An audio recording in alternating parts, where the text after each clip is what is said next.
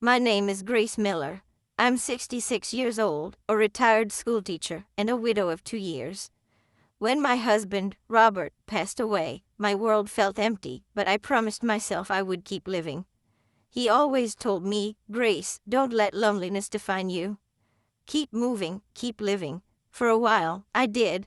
I gardened, volunteered at the library, and even joined a small book club. But something inside me was missing, freedom. One morning, my old blue sedan broke down again. The mechanic said, Mrs. Miller, this car's done for. It's not worth fixing. I sighed, staring at the cracked windshield and rusty doors. That car had memories. Robert and I had driven it for 20 years. But that day, I made a decision. It was time for a new start. I went to the dealership and bought myself a silver Honda Accord, shiny and bright under the sun. For the first time in years, I felt alive again. I registered it in my name, paid with my savings and the small life insurance Robert left me.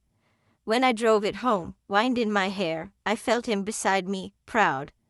That evening, I called my son, Daniel, and told him, Sweetheart, guess what? I bought myself a new car.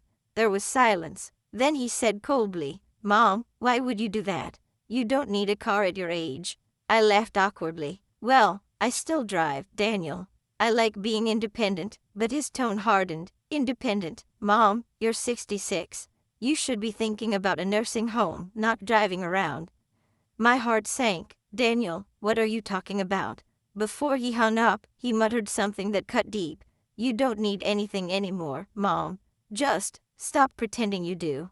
The next morning, Daniel and his wife, Lena, showed up at my house, unannounced. Lena was wearing sunglasses and that usual fake smile. Grace, she said sweetly, we heard you bought a new car. We thought maybe you'd let us borrow it this weekend. I smiled politely. Oh, I'm sorry, but I was planning to go see my friend Margaret. Daniel stepped in, voice raised. Mom, you're being selfish. You barely drive. We need it more than you do. You don't even know how to take care of a new car. I stood there, shocked. He reached out and snatched the keys from my hand. Daniel, I gasped. That car is mine. He shrugged. You don't need it. You should be in assisted living anyway. We'll drop you off there later. And just like that, he and Lena walked out with my car, my keys, and my dignity. But what Daniel didn't know was that I was ready. After Robert died, I'd seen signs of Daniel's greed, the small questions about my will, my savings. So I'd gone to my attorney, Mr. Pierce, a dear friend of Robert's. He helped me prepare what he called a legal protection packet. Inside a sealed envelope, I included a notarized letter stating that taking my car without permission would be treated as grand theft auto.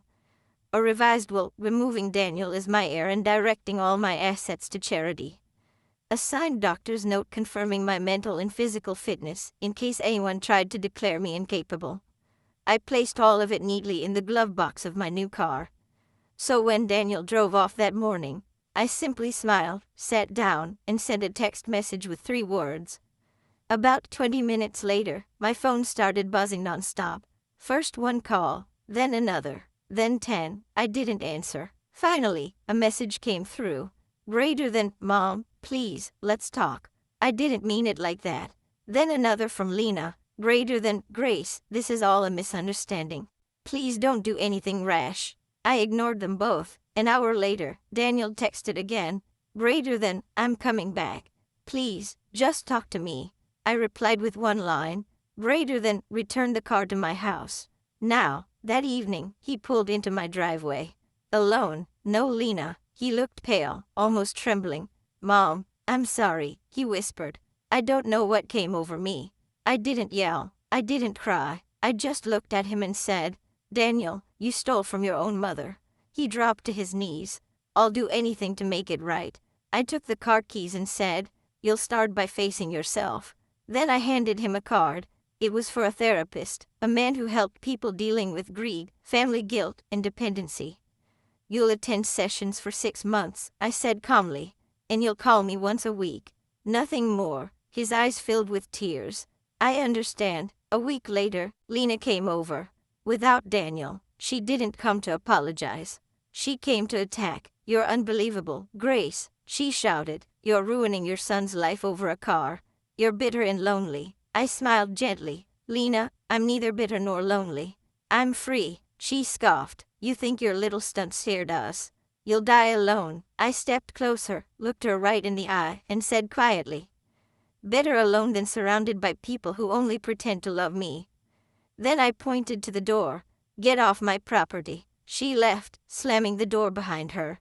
Weeks passed. Daniel kept his word. He went to therapy. He called once a week, quietly, respectfully.